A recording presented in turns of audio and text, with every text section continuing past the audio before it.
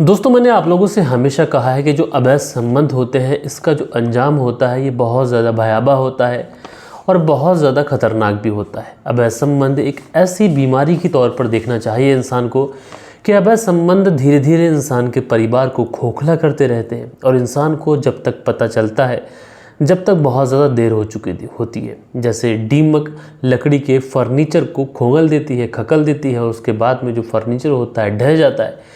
इसी तरीके से जो अवैध संबंध होते हैं ये इंसान के परिवार की खुशियां खा जाते हैं, परिवार को पूरी तरीके से तोड़ देते हैं और इंसान को जब तक पता चलता है, जब तक उसकी खुशियां ढह चुकी होती हैं, उसका परिवार तहस नहस हो चुका होता है। और दोस्तों, आज के ज़माने में जो ज़्यादातर क्राइम हमें देखने को मिल रहे हैं उस क्राइम के पीछे जो सबसे बड़ा रीज़न है वो रीज़न हमें अवैध संबंध देखने को मिल रहे हैं। और दोस्तों, इंसान को जहाँ तक भी हो इन अवैध संबंधों से बचना चाहिए, क्योंकि दोस्तों आज की इस घटना के अंदर एक कत्ल की कहानी मैं आप लोग को सुनाऊंगा। और ये जो कत्ल था ये इस तरीके से रिश्तों को तार तार करते हुआ दिखाई पड़ता है और इसमें भी अवैध संबंध की एक ऐसी बदबू आती है जिसे सुनने के बाद में आप लोग दंग रह सकते हैं, आप लोग हैरान रह सकते हैं, आप लोग परेशान रह सकते हैं।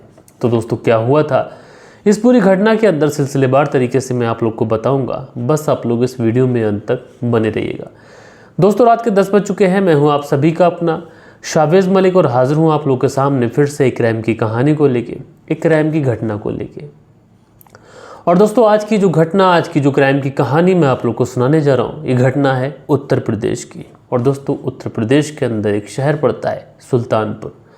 और दोस्तों, इसी सुल्तानपुर के अंतर्गत एक इलाका आता है जिसे बोलते हैं अफलेपुर। और दोस्तों, इसी अफलेपुर का रहने वाला आलोक जो कि किसी काम के सिलसिले में अपने घर से बाहर निकलता है, उसके बाद फिर कभी लौट कर नहीं आता है। इधर आलोक के घर वाले परेशान होते हैं लेकिन फिर सोचते हैं कि लौट आएगा। लेकिन दोस्तों, यहीं से अफलेपुर से थोड़ी ही दूर पर एक थाना पड़ता है धम्मौर थाना। और दोस्तों, धम्मौर थाने के अंतर्गत एक जगह आती है विकना, जो विकना है उसी में एक नहर के आसपास, एक जंगल के आसपास एक शव, वहाँ के जब सुबह सुबह लोग गांव के जो बाहर जाते हैं निकल के बिकना में, तो एक शव दिखाई पड़ता है। अब जैसे ही ये शव लोगों को दिखाई पड़ता है लोग एकदम से भगदड़ मच जाती है। धीरे धीरे ये जो बात थी ये पूरे गांव के अंदर फैल जाती है।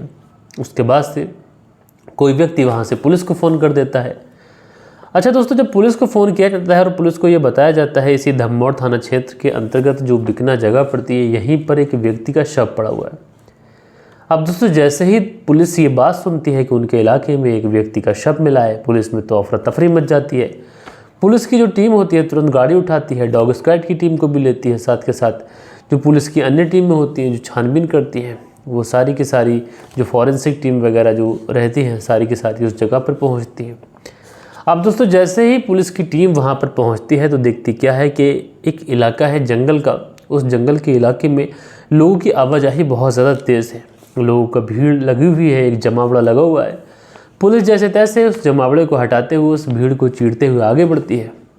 और आगे बढ़ने के बाद में पुलिस देखती क्या है कि बात बिल्कुल सही है, एक व्यक्ति का शव है जो कि ज़मीन पर पड़ा हुआ है। लेकिन इस शव की गर्दन यानी कि इसका जो फेस होता है, जो मुंडी होती है, वो इस धड़ के ऊपर मौजूद नहीं है, यानी बिना सर का ये इंसान पड़ा हुआ था। अब जैसे ही पुलिस ये चीज़ें देखती है पुलिस की तो एकदम से पाँव तले से ज़मीन खिसक जाती है कि आखिर इतनी ज़्यादा खतरनाक तरीके से हत्या कैसे होगी उनके इलाके में। लिहाजा दोस्तों, पुलिस जो धड़ था उसको अपनी कस्टडी में लेती है और आस पड़ोस की जो जगहें होती है वो सारी जगहों की बहुत बारीकी से छानबीन शुरू करती है।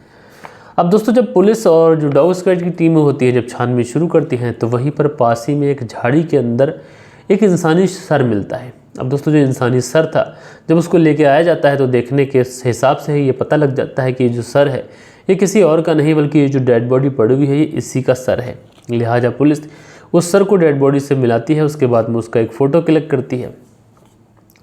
और अब इस फ़ोटो के तहत और जो वहाँ पर लोग होते हैं उन सब के तहत आखिरकार पुलिस छानबीन शुरू करती है कि ये मरने वाला व्यक्ति कौन है। अब दोस्तों, जब पुलिस इस पूरे मामले में छानबीन शुरू करती है, लोगों से पता करती है, तो पता चलता है कि जो मरने वाला व्यक्ति है ये कोई और नहीं, ये वही व्यक्ति है जो 9 जून को अपने घर से निकला था, जिसका नाम था आलोक, जो कि रहने वाला है अफलेपुर का। अब दोस्तों, आलोक के घर वालों को जब ये पता चलता है कि उनके बेटे की इस तरीके से हत्या हो गई है, वो भी मौके पर पहुंचते हैं। सब के सब जब इस तरीके से अपने बेटे को देखते हैं, उसका सर धड़ से अलग देखते हैं, सबके पांव तले से ज़मीन खिसक जाती है। लोग रोने लगते हैं, दहाड़े मारने लगते हैं, चीखें मारने लगते हैं। लिहाजा दोस्तों पुलिस के लिए ये पहचान तो हो चुकी थी कि शव किसका है, लेकिन अब सबसे बड़ा सवाल ये था कि आखिर हत्या किसने की, और हत्या की तो क्यों की, इसके पीछे रीज़न क्या है, ये सारी चीज़ों का पता लगाना पुलिस के लिए अभी बाकी था। लिहाजा दोस्तों पुलिस इस पूरे मामले में अब छानबीन शुरू करती है। वहाँ पर जो लोग सबसे पहले आए थे उनसे पूछताछ करती है कि तुम जब आए तो तुमने किस किस तरीके से यहाँ पर चीज़ें देखी। तो सारे लोग अपने बयान दर्ज कराए जाते हैं। उसके बाद में इस आलोक के घर वालों से पूछताछ की जाती है। आलोक के घर वालों से जब पूछताछ की जाती है, आलोक के घर वालों से पूछा जाता है कि तुम्हारे बेटे की किसी से कोई दुश्मनी थी, या फिर हाल फिलहाल में किसी के साथ में कोई झगड़ा हुआ हो, या फिर किसी के साथ में कोई पैसों का लेन देन रहा हो जिसके बारे में शायद तुम्हें ना पता हो।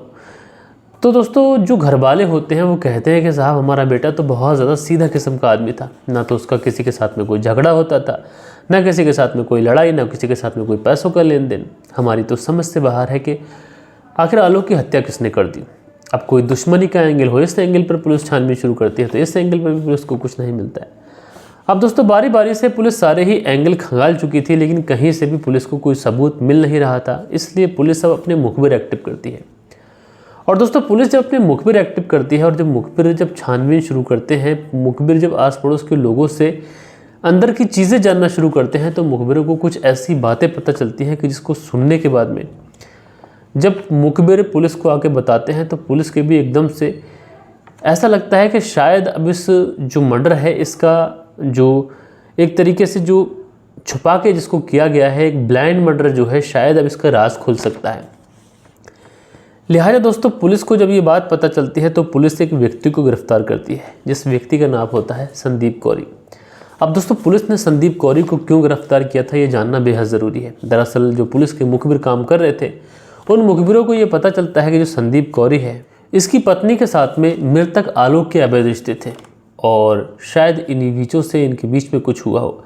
इसलिए संदीप कौरी को गिरफ्तार करती है। गिरफ्तार करने के बाद में सीधे से पुलिस थाने लेके आती है, और पुलिस थाने लाने के बाद में इसे फ्रंट सीट पर बिठाया जाता है। और दोस्तों फ्रंट सीट पर बैठाने के बाद में जब इससे पूछताछ की जाती है तो शुरुआत में तो ये पुलिस को घुमाने की कोशिश करता है, इधर उधर की बातें बताता है, लेकिन दोस्तों पुलिस जब इसके ऊपर अपनी सख्ती दिखाती है तो ये पुलिस के सामने टूटता है। और टूटने के बाद में जो कहानी सुनाता है, यकीनन दोस्तों ये कहानी रिश्तों को तार तार कर देने वाली कहानी थी। दरअसल ये व्यक्ति जिसका नाम संदीप कौरी ये बताता है कि उसकी शादी साल 2023 में हुई थी, और वो अपनी पत्नी के साथ में हंसी खुशी अपनी ज़िंदगी बिता रहा था, सब कुछ ठीक चल रहा था। लेकिन इसी बीच में उनकी ज़िंदगी के अंदर एक व्यक्ति की एंट्री होती है। ये व्यक्ति होता है आलोक। आलोक की मुलाकात उसकी पत्नी के साथ में होती है। अब दोस्तों जब आलोक की मुलाकात संदीप कौरी की पत्नी के साथ में होती है तो इन दोनों के बीच में हाय हेलो होती है। संदीप कौरी की जो पत्नी होती है ये बेहद ही खूबसूरत थी, इसलिए अब कहीं ना कहीं आलोक इसकी पत्नी की तरफ अट्रैक्टिव हो जाता है, उससे बात करने की कोशिश करता है, उससे दोस्ती करने की कोशिश करता है, और इन सारी चीज़ों में वो कामयाब भी रहता है। आखिरकार आलोक संदीप कौरी की पत्नी के साथ में दोस्ती कर लेता है। दोस्ती जब होती है, नंबर एक्सचेंज होता है, उसके बाद में इन दोनों के बीच में बातचीत शुरू होती है। अब दोस्तों आलोक और संदीप कौरी की पत्नी के बीच में जब एक बार बातचीत शुरू होती है तो फिर कभी रुकने का नाम नहीं लेती, और इन दोनों की जो दोस्ती थी धीरे धीरे प्यार में बदल जाती है। अब दोस्तों आलोक और संदीप कौरी की पत्नी के बीच में अब वो रिश्ते बन चुके थे जिसको समाज बिल्कुल भी एक तरीके से स्वीकार नहीं करेगा। यानी ये दोनों एक दूसरे के साथ में अवैध रिश्तों में आ चुके थे, इन दोनों के बीच में अवैध संबंध बन चुके थे। दोस्तों आजकल के ये रिश्ते जब बनते हैं तो सबसे पहले ये जिस्मानी भूख मिटाते हैं। अब इन दोनों को एक दूसरे से मिलने की तड़प लगती है, उसके बाद में ये दोनों एक दूसरे से मिलते हैं, एक दूसरे के साथ में शारीरिक संबंध बनाते हैं। और कहीं ना कहीं दोस्तों कहा जाता है कि इश्क और मुश्क ये चीज़ें ऐसी होती हैं कि इनको कितना ही ज़्यादा छुपाया जाए, इनको कितना ही ज़्यादा प्लानिंग के तौर पे किया जाए, लेकिन ये चीज़ें ऐसी होती हैं कि खुल के एक दिन सामने आती हैं। और लोगों को जब सच्चाई पता चलती है तो लोगों की जो असलियत होती है, जो लोग ये सोचकर ये सारी चीज़ें कर रहे होते हैं कि इस बारे में किसी को पता नहीं चलेगा, उनकी असलियत लोगों के सामने आती है। और लोग ये देखने के बाद में हैरान होते हैं कि आखिर ये व्यक्ति इतना सीधा भला, आखिर इसके अवैध रिश्ते, उसकी पत्नी के साथ में, ये सारी चीज़ें। अब दोस्तों जब आलोक और संदीप कौरी की पत्नी के बीच में ये अवैध रिश्ते चल रहे थे, लगातार मिलना मिलाना हो रहा था, तो इस बारे में कहीं ना कहीं अब संदीप कौरी को खबर लग जाती है। अब दोस्तों जब संदीप कौरी को ये खबर चलती है कि उसकी पीठ पीछे उसकी जो पत्नी है उसके ही पड़ोस में रहने वाले आलोक के साथ में लगातार शारीरिक संबंधों में है, अवैध संबंधों में है, इसलिए अपनी पत्नी को समझाता है। समझाने के बाद में उससे कहता है कि तुम जो कर रही हो बिल्कुल भी ठीक नहीं है और जितनी जल्दी हो सके ये सारी चीज़ें तुम बंद कर दो। लेकिन दोस्तों कहते हैं ना कि जब इंसान को इन सारी चीज़ों की लत लग जाती है तो शायद इनको छुड़ा पाना ये बहुत ज़्यादा नामुमकिन है। अब आलोक और संदीप कौरी की पत्नी के बीच में वो रिश्ते बन चुके थे कि ये दोनों एक दूसरे से जुदा हो ही नहीं रहते। इन दोनों को एक दूसरे की आदत लग चुकी थी। अब कहीं ना कहीं संदीप कौरी अपनी पत्नी के ऊपर अब कड़ी नज़र रखने लगता है, लेकिन उसके बावजूद भी जो उसकी पत्नी थी ये मान नहीं रही थी। इसलिए संदीप कौरी एक प्लानिंग करता है और प्लानिंग के तहत ये आलोक कौरी को किसी तरह अपने घर पर बुलाता है और उसके बाद में ये अपने नाना को भी बुलाता है। इसके नाना का नाम होता है शिव प्रसाद। दोस्तों संदीप कौरी और उसका नाना शिव प्रसाद ये दोनों आलोक को बुलाते हैं। बुलाने के बाद में ये तीनों बैठकर शराब पीते हैं। आलोक को खूब ज़्यादा शराब पिलाई जाती है जिससे वो काफ़ी ज़्यादा गहरे नशे में पहुंच जाता है। जब वो नशे में पहुंच जाता है तो गला दबाकर उसकी हत्या कर दी जाती है। उसके बाद में ये लोग उसके शव को जंगल में लेके पहुंचते हैं, कोई पहचान न कर ले इसलिए गंडासे से उसके सर को धड़ से बिल्कुल अलग कर दिया जाता है और उसके बाद में उसके सर को अलग झाड़ियों में छुपा दिया जाता है। बहरहाल दोस्तों इन लोगों ने हत्या सिर्फ इसलिए की थी कि यहाँ पर के आलोक के अवैध रिश्ते संदीप कौरी की पत्नी के साथ में चल रहे हैं। जबकि आलोक की अवैध रिश्ते अगर संदीप कौरी की पत्नी के साथ में चल रहे थे तो इसके लिए बीच का रास्ता निकाला जा सकता था। अगर संदीप कौरी चाहता तो आलोक के घर वालों से बात कर सकता था, अपनी पत्नी के घर वालों से बात कर सकता था, बीच का रास्ता अपना सकता था। किसी की ज़िंदगी लेने का उसको बिल्कुल भी अधिकार नहीं था।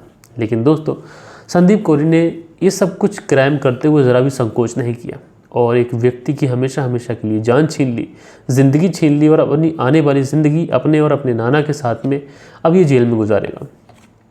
बहरहाल दोस्तों आप लोग इस पूरी घटना में किसको कसूरवार मानते हैं, अपनी राय जो है वैल्यूएबल वो आप लोग कमेंट्स बॉक्स में ज़रूर से ज़रूर दीजिएगा। और कल के दिन आप लोग के जो भी कमेंट्स आए हैं अब वक्त होता है कि आप लोग के कमेंट्स पढ़े जाएं। सो दोस्तों हमारे वीडियोस पे जो कल के दिन कमेंट्स आए हैं इसमें अनिल सालुंके जी हैं, लिखते हैं जो हुआ बहुत बुरा हुआ, एक हाथ से कभी भी ताली नहीं बजती है। आजकल के नौजवान लड़के और मर्द के लिए सबक है, कुछ भी फोकट में नहीं मिलता है, हर एक चीज़ की कीमत देनी पड़ती है। अनिल सालुंके जी आपने नौजवानों को सीख दी, आपका बहुत बहुत शुक्रिया। विनोद उपाध्याय जी हैं, लिखते हैं nice story Malik ji good job. तो विनोद उपाध्याय जी आपका बहुत बहुत शुक्रिया। उसके बाद में अगला जो कमेंट्स है ये शील निधि का है और ये लिखते हैं अच्छी कहानी लगी, दिल से शुक्रिया। तो शील निधि जी आपका बहुत बहुत शुक्रिया। उसके बाद में प्रशांत भटनागर हैं, लिखते हैं नाइस स्टोरी भैया। तो प्रशांत भटनागर जी आपका बहुत बहुत शुक्रिया। उसके बाद में कुंदनपाल जी जो कि प्रणाम करते हैं, तो भैया प्रणाम, कैसे हैं आप। उसके बाद में अगला जो कमेंट्स है दिल बहादुर सिंह का है, लिखते हैं very nice story, thank you from mister Malik from London. तो दिल बहादुर सिंह जी आप लंदन से हमारी कहानी सुनते हैं, आपका बेहद शुक्रिया। उसके बाद में नायक म्यूज़िक हैं और ये लिखते हैं जय जगन्नाथ भाई, कहानी अच्छा लगा सुरेश नायक गोलावे से। तो सुरेश नायक जी आप उड़ीसा से हमारी कहानी सुनते हैं, आपका बहुत बहुत शुक्रिया। उसके बाद में प्रिंस अली हैं, लिखते हैं अस्सलाम वालेकुम। तो भाई वालेकुम सलाम, कैसे हैं। उसके बाद में सुनील त्यागी जी हैं, लिखते हैं आज गर्मी बहुत है भाई साहब, रेणु सुनील त्यागी शना बुलंदशहर से। तो भाई आप दोनों पति पत्नी का बहुत ज़्यादा शुक्रिया। उसके बाद में राज रावत हैं, लिखते हैं हम लोग का कोई सुनता ही नहीं है। तो भाई राज रावत जी आपका ही है, हम आपके कमेंट्स पढ़ने के लिए तैयार बैठे हुए हैं। आमिर अज़मी हैं, लिखते हैं अस्सलाम वालेकुम भाई, मेरी दुआ है कि आप खैरियत से होंगे। आज़मगढ़ की कहानी सुनाओ, अभी न्यू कांड हुआ है, लड़की की लाश को एक हफ्ते बाद कब्रिस्तान से निकाली गई है, उसके पाटल कर की पूरी सांसों शुक्रिया, पूरी सुनाओ, ऐसे करके उसकी तहकीकात करके शायद पूरी सुनाओ। तो आमिर अज़मी जी मैं इस कहानी पर कल के दिन देखूंगा, अगर मुझे कुछ सही साक्ष्य मिलते हैं, सही सबूत मिलते हैं और मुझे ऐसा मिलता है, मैं सारी जब इस पर छानबीन कर लूँगा तो उसके बाद में जो प्रॉपर स्टोरी हो जाएगी तो मैं ज़रूर सुनाऊँगा। सेंट्रल बीकानेर से सुनील चौधरी जी हमारी कहानी सुनते हैं, भैया आपका शुक्रिया। उसके बाद में गर्ल वूहू करके आईडी है, लिखते हैं हाय भैया माय नेम इज़ राजेश बरी, I watch your story from California, I love watching your videos and thank you. तो राजेश्वरी जी बहन आपका बहुत बहुत शुक्रिया कि आप कैलिफोर्निया से हमारी कहानी सुनती हैं, इतनी बिजी ज़िंदगी से आप हमारे लिए टाइम निकालती हैं। उसके बाद में खालिद भाई, शफीक भाई, चाचा मोहम्मद रफ़ी, मोहम्मद सलमान, मोहम्मद इमरान जिनके नाम लिखे हैं उन्हें मैं शेयर भी करता हूँ। तो खान जी आपने खालिद भाई, शफीक चाचा, मोहम्मद रफ़ी, मोहम्मद सलमान, मोहम्मद इमरान इन सब के पास हमारे वीडियो शेयर किए हैं। मैं इन सब से कहना चाहूँगा कि आप लोग भी कमेंट्स करिएगा, आप लोग सब मेरी कहानी सुनते हैं, आपका बेहद बेहद शुक्रिया। सुबोध कुमार जी हैं, लिखते हैं in modern India anything is possible, person who is foolish he would have to gone police station. Subodh Kumar BSF Siliguri. तो सुबोध कुमार जी, आपने बहुत अच्छी बात कही। उस व्यक्ति को जान देने से पहले एक बार पुलिस की मदद लेनी चाहिए थी। उसके बाद में शाहिद परवीन है, लिखते हैं अल्लाह जाने क्या होता जा रहा है, पता नहीं गलत कामों का एंड बुरा ही होता है। शाहिदा यूएसए से। तो शाहिदा जी, आप यूएसए से हमारी कहानी सुनती हैं, आपका बेहद शुक्रिया। सो दोस्तों, ये कुछ प्यारे प्यारे कमेंट्स थे जो कल के दिन आप लोगों ने किए थे। आशा करता हूँ आज की जो कहानी है आप लोग को ज़रूर से ज़रूर पसंद आई होगी। लेकिन दोस्तों, आज की कहानी मैंने सुनाई और उसके बाद में मैं आप लोगों से सिर्फ और सिर्फ इतनी ही चीज़ कहना चाहूँगा कि इंसान क्राइम करते समय ज़रा भी नहीं सोचता कि किसी के परिवार को उजाड़ रहा है, अपनी आने वाली ज़िंदगी को अंधकार में धकेल रहा है। इंसान को क्राइम ना कर बीच का कोई रास्ता अपनाना चाहिए। अगर पॉसिबल हो तो उसको पुलिस की मदद लेनी चाहिए या फिर परिवार की मदद लेनी चाहिए, लेकिन क्राइम करने से इंसान को हमेशा बचना चाहिए। तो दोस्तों, आप लोग जो भी कहें अपना राय नीचे कमेंट्स बॉक्स में दीजिएगा। मिलते हैं कल के दिन किसी और क्राइम स्टोरी के साथ में। जब तक के लिए जय हिंद, जय भारत।